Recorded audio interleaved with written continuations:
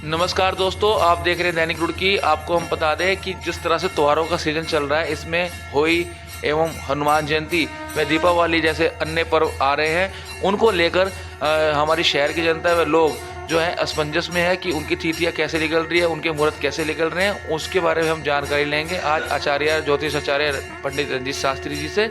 आइए जानते हैं वो क्या कहना चाह रहे हैं इस बारे में। जी धन्यवाद। दैनिक रुड़की के सभी दर्शकों को बहुत बहुत साधुवाद। जय श्री राम। ये जो त्योहार आ रहे हैं, इसको लेकर काफ़ी लोग जो है असमंजस में हैं, इनकी तिथियों को लेकर असमंजस में हैं, उनके मुहूर्त को लेकर असमंजस में, तो उसके बारे में आप जो है क्या हमारे दर्शकों को क्या कहना चाहेंगे इस बारे में?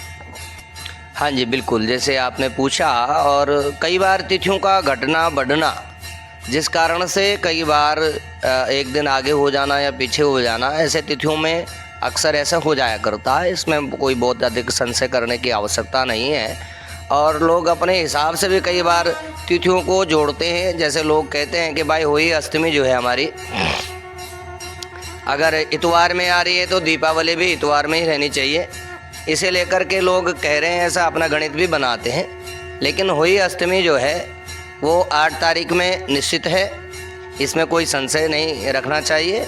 होली अष्टमी जिसमें अपने बच्चों की आयु आरोग्य के लिए माताएं व्रत करती हैं, तो ये होली अष्टमी जो है 8 तारीख में दिन इतवार के दिन रहेगी। और जैसे आपने पूछा कि धनतेरस, नरक चतुर्दशी, हनुमान जयंती और दीपावली, ये जो सारे पर्व हैं, इन पर्वों के बारे में यह है कि जो धनतेरस है वो रहेगी आपकी दिनांक 13 तारीख को, और जो हनुमान जयंती है वो भी 13 तारीख में ही मनाई जाएगी। और जो नरक चतुर्दशी है और दीपावली में अमावस्या जो है वो 15 तारीख में सुबह 10:37 तक जा रही है, जिस कारण दीपावली पूर्व दिन में ही अर्थात 14 नवंबर दिन शनिवार को बड़ी दीपावली मनाई जाएगी। नरक चतुर्दशी भी इसी दिन मनाई जाएगी। और जो अन्नकूट है वो 15 तारीख को रहेगा।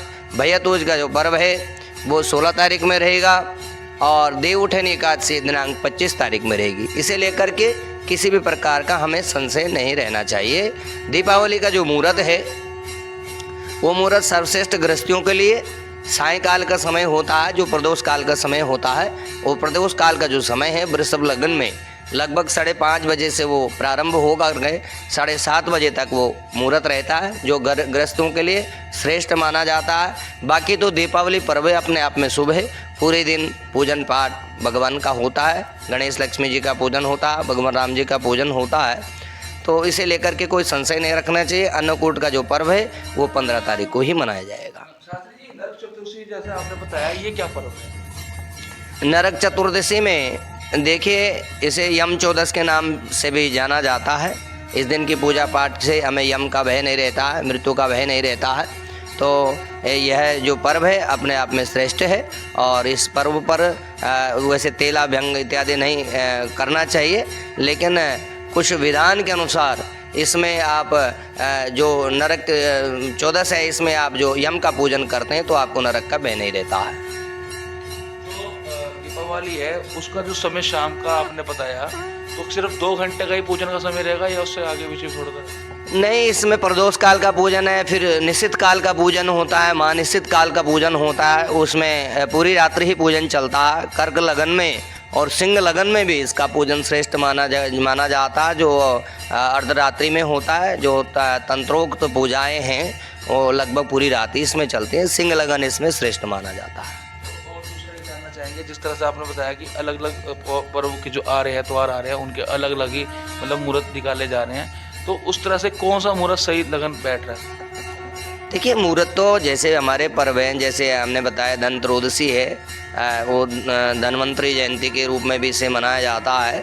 तो ये जो है पर्व है, श्रेष्ठ है। कोई मुहूर्त अगर आपको नहीं मिलता है किसी कार्य, शुभ कार्य के लिए, चाहे वो गृह प्रवेश का हो, चाहे नींव पूजन का हो, और भी कोई भी मांगलिक कार्य हो, तो हम पर्वों पे कर दिया करते हैं। धनतेरस इसमें श्रेष्ठ माना जाता है। हनुमान जयंती जिसे दक्षिण भारत में ज़्यादा माना जाता, वैसे तो अप्रैल में हनुमान जी की जो कहा गया कि चैत सुदी पूनम को जन्म भी नहीं पाया है, चैत्र शुक्ल पक्ष की पूर्णिमा को भगवान हनुमान जी का जन्मोत्सव होता है। लेकिन दक्षिण भारत में कहीं कहीं पर इस दिन भी है हनुमान जयंती का जो पर्व है वो मनाया जाता है।